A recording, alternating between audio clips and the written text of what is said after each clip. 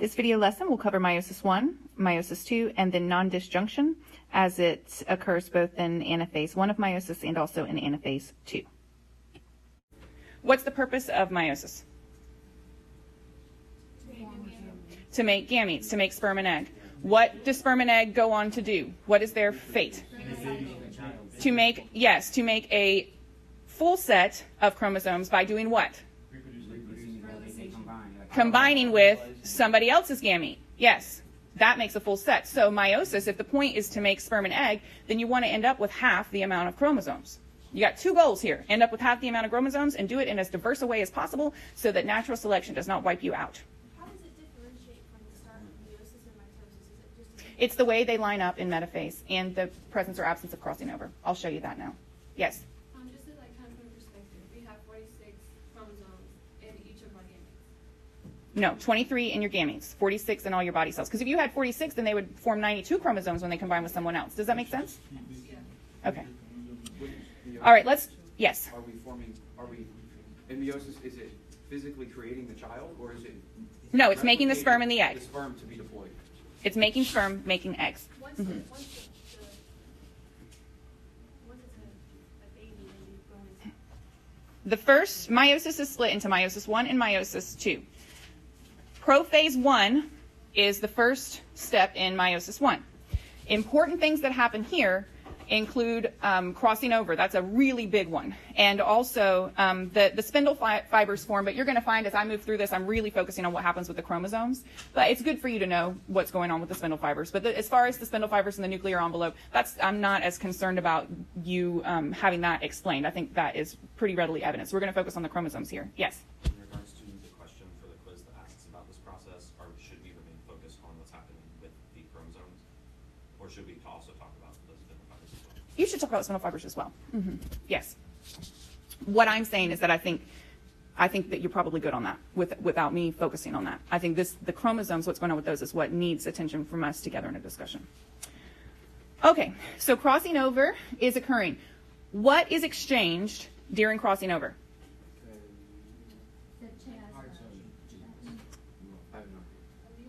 Alleles. Alleles. The genes are the same. The genes are the same on this chromosome from dad and this chromosome from mom, but the alleles are different. So what is exchanged during crossing over is alleles. What is crossing over occurring between? Homologous pairs, maternal and paternal chromosomes. Yes, not sister chromatids. There'd be no point. They're copies. All right, so crossing over occurs between homologous pairs. What's the point of crossing over? genetic variation. Genetic variation, genetic diversity, yes. Yes. And the chiasma is just the point right here where the chromosomes are actually crossing, and then they're going to exchange alleles at that point. And I try to carry that through with some accuracy. I'm sure it's not exactly, I didn't measure it, but I tried to carry it through so that you could see that. So do you guys understand then what happens in prophase 1? And you're diploid at this point. All right, do you see there's homologous pairs, both the maternal and paternal chromosome of the pairs are represented. Okay, so that's diploid. Okay. Then, yes? What cell does it start from? Like, because it can't start from... All right, in metaphase, the homologous pairs line up along the equator or the metaphase plate. And so that would be like right here. Yes, the equator or the metaphase plate. Now, remember how when we looked at mitosis, they were lined up in a single file line, basically. All right, this isn't the case here because they're lined up in pairs. That's really important for you to remember. Metaphase 1, in meiosis 1, they line up in homologous pairs. This is where random assortment occurs. What random assortment means is that, I showed it here. So even though crossing over occurred in this way, they can flip and be on this side. You'll also hear this referred to as independent assortment. And what that means is in one homologous pair, you may have the maternal chromosome on one side and the paternal on the other, and on the next homologous pair could be flipped. It's completely random. And see, if you've got that happening each time that meiosis occurs, that imparts a ton of genetic diversity into the gametes that are ultimately going to result. So for metaphase 1, you need to remember, it's very important that you understand and remember that homologous pairs are what line up and separate. and that they can assort themselves. It's random assortment as to how those pairs line up with respect to which one is on which side. So now you've got 2 layers of genetic diversity introduced here in the first part of meiosis 1. Crossing over in prophase 1 and random assortment in metaphase 1. Okay? Does that make sense? And that's what differentiates this specific part of the process from mitosis, in that they're not every single chromosome isn't aligning down the middle. The pairs are aligning. Yes, that's correct. So that's the major difference between this and mitosis is the lining up of the homologous pairs. And so it's at this point through anaphase that you go from a 2N cell to a 1N cell. Yes, Damien? So they're always going to be in that pattern, like when they're in that state right there. Or is it? No. They're always going to line up in homologous pairs in metaphase 1. But random assortment tells us that the way that those pairs line up is random. It's different. Mm-hmm.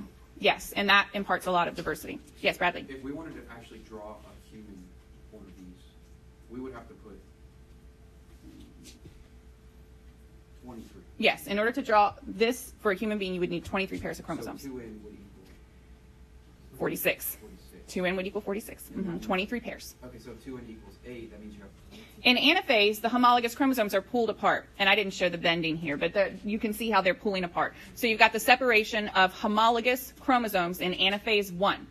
That's what lines up in metaphase. That's what's pulled apart in anaphase 1 of meiosis, is the homologous pairs are separated. And so then you're going to end up in telophase with something like this. Now, meiosis 1, it's not always going to go all the way through telophase 1 and cytokinesis before meiosis 2 starts. So sometimes you'll see where you can actually see all 4 nuclei and it's still kind of joined in the cytoplasm. Sometimes they will completely separate through cytokinesis before re-entering into meiosis 2. So just be aware of that. Remember, the key here is with the nucleus. Those are the changes that you're looking for. I'm going to show it with cytokinesis because I think it makes it a little easier to see what's going on. So after telophase, if you have full cytokinesis, then you're going to have, and sorry, I was doing a demonstration of nondisjunction and forgot to erase the changes I made last class. There, that's clear. So if it goes all the way through cytokinesis, this is what you have at the end of meiosis 1. Are these haploid or diploid? Haploid, yes, yay. I think that, by George, she's got it. You guys watched My Fair Lady? You should if you have not. But it's a great scene about the rain in Spain and how it stays mainly on the plane. So by telophase, they're haploid. Why? Because they aren't paired. Yes. I just don't want you to try to memorize that was the case. But yes, you're correct. Yes. They're no longer in homologous pairs, so they're haploid. All right. Is that clear? It's good? Okay. But they're still in sister chromatids, correct? Yes. Yes, they still have sister chromatic copies, but they're single chromosomes that aren't in homologous pairs, so they're haploid. See, I think what I went wrong is I thought homologous pairs meant sister chromatids. Right. Oh, that's confusing for a lot of people. And that's why the whole thing was skewed. So in meiosis 2, during prophase 2, the meiotic spindle's going to, the spindle fibers are going to show up, and you're going to have condensation into chromosomes if they fully decondensed. But again, how far through telophase and cytokinesis it goes is not always the same. Here is a very important distinction between metaphase 1 and metaphase 2. In metaphase 2, you have that single file lineup of the chromosomes. It looks similar to mitosis at this point. Do you see here where so this would be the metaphase plate or the equator, and the chromosomes are lined up along the metaphase plate. You can have random assortment here as well. This is not as important for genetic diversity as random assortment in metaphase 1, but it still does impart diversity because you have had crossing over, which means that you don't have exactly the same thing on one side as the other. So you're going to get even more as these are either this way or a mirror image, depending on how they line up. You're going to get more opportunity for genetic diversity here as well. You see that? Okay, good.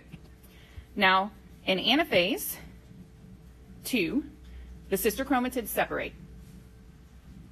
And then in telophase 2, you're starting to see the formation if we were to do, like, the nuclear membranes would be forming here.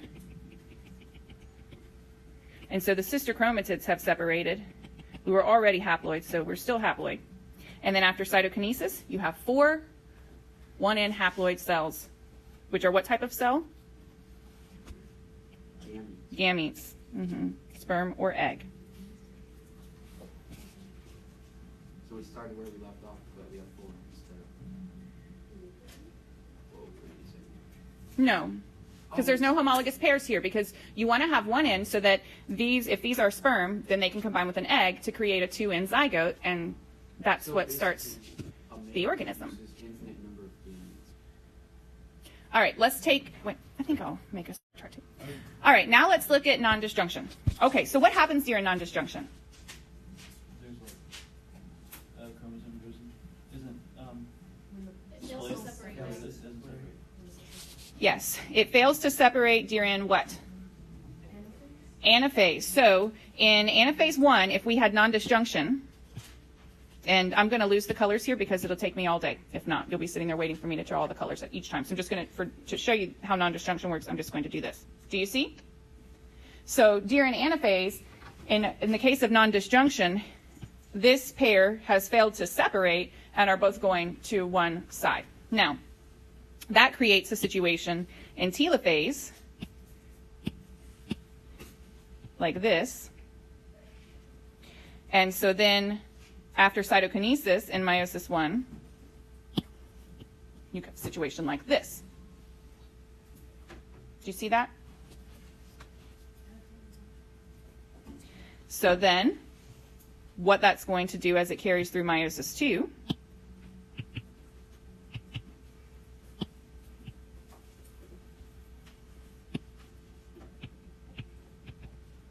so metaphase, you're going to have an additional one lined up over here. You're going to be missing one over here, additional one separating during anaphase, missing one here, additional here and here, missing one here and here, additional here and here, missing one here and here. If you have nondisjunction in meiosis 1, do you generate any normal gametes? No. No. Is that the only place nondisjunction can occur? No. Can it occur in Anaphase the two. anaphase of meiosis 2? Yes, so let's go back Which would be the sister chromatid. and see what would happen if that happened instead. So now we'll look at anaphase of meiosis 2, and this is where the nondisjunction occurred instead. So that would look like this, which would create a situation like this. You see? So if nondisjunction occurs in anaphase 2, do you have any normal gametes? Yes, because these are still normal gametes. All right? Okay. Is that clear? Yes. Okay. Perfect. And is there a way we could get